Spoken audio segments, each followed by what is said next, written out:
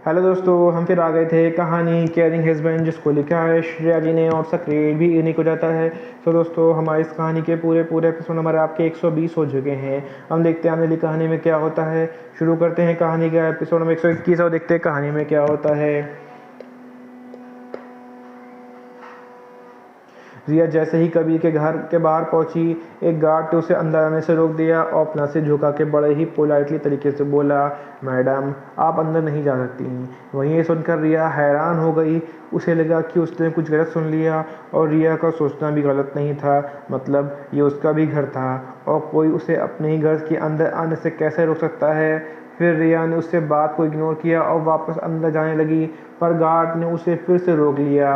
ये देखकर अब उसे गुस्सा आ गया। वो गुस्से में चिल्लाते हुए बोली, तुम्हारी हिम्मत कैसे मुझे रोकने की। ये सुनकर भी गार्ड ने कुछ नहीं कहा और वैसे ही खड़ा रहा।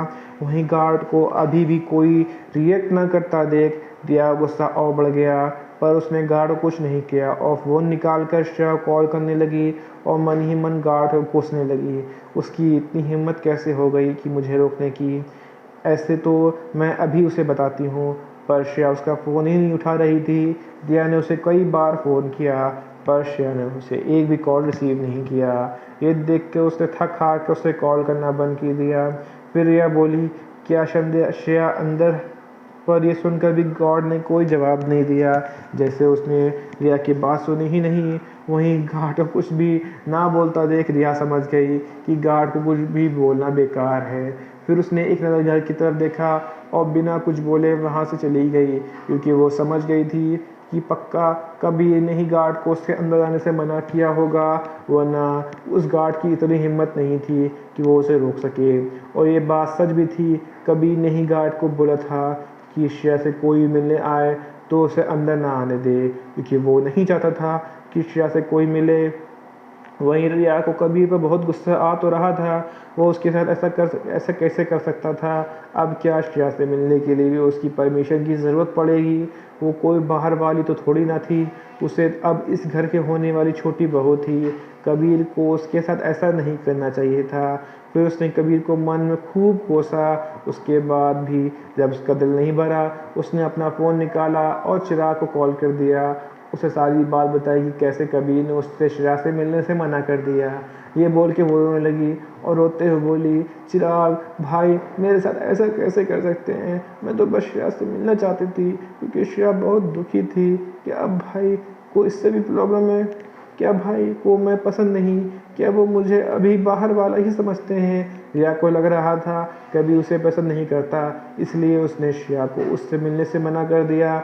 और उसे समझ नहीं आ रहा था कि कभी उसे क्यों पसंद नहीं करता। उसने तो आज तक ऐसा वैसा कुछ किया भी नहीं था कि कभी उसे नापसंद करे। वहीं ये सुनकर चिराग भी हैरान हो गया, पर फिर उसने रिया को समझाया, रिया एक ऐसी बकवास कर बातें कर रही हो तुम, ऐसा कुछ भी नहीं है।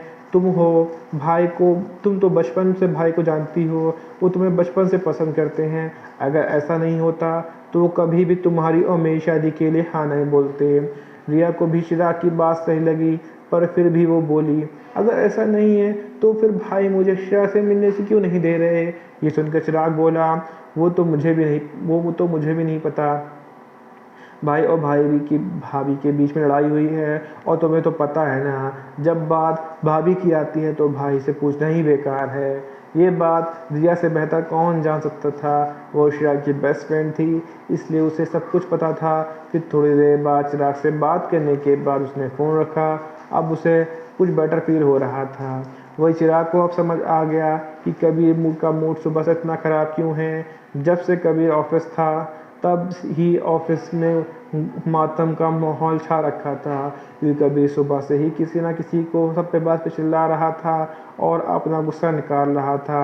और कबीर की बात सुनकर सबके सब सदमे चले गए थे और सबका मन रोने कर रहा था, पर वो रो भी नहीं सकते थे। उसे समझ नहीं आ रहा था कि बॉस को हुआ तो हुआ क्या है, वो इतने गुस्से में क्यों हैं। पर अब चिराग को समझ आया, उसमें और भाभी के बीच में कुछ बात ही इसलिए ही भाई का मूड इतना ख़राब है, उसे कुछ तो करना पड़ेगा वरना पता नहीं भाई आगे क्या करें।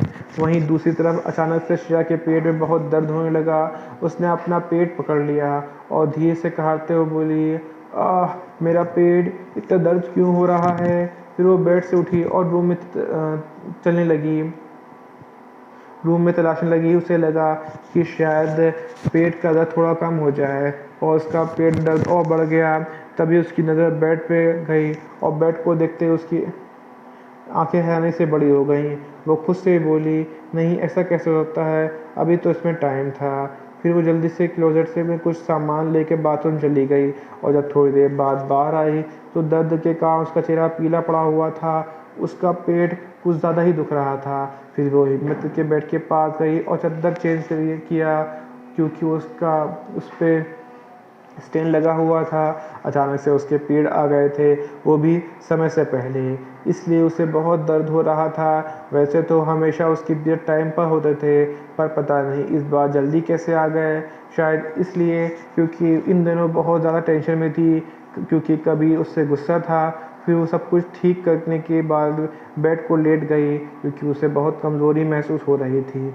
उसकी इतनी हिम्मत भी नहीं हो रही थी कि वो बैठ सके। यहीं पे कहानी का एपिसोड नंबर आपका 121 कंप्लीट होता है। सो दोस्तों, आपको एपिसोड नंबर 121 कैसा लगा हमें कमेंट करके ज़रूर बताइए। कहानियों का ऐसा अंश ऐसा भाग जो कुछ समझ में आया हो, समझ में ना आया हो, या कोई ऐसा भाग जो को समझ में ना आया हो, आपको अटपटा लगा हो, तो भी हमें कमेंट करके ज़रूर बताइए। कहानी अच्छी लगी तो उसको लाइक कीजिएगा, शेयर कीजिएगा, चैनल को सब्सक्राइब कर लीजिएगा ताकि आपको हमारे आने वाली अगली वीडियो अब तक आसानी से पहुंच सके। सो दोस्तों, हम फिर मिलेंगे एक नई वीडियो के साथ, एक नए एपिसोड के साथ। तब तक के लिए मुझे इजाज़त दीजिए। धन्यवाद दोस्तों।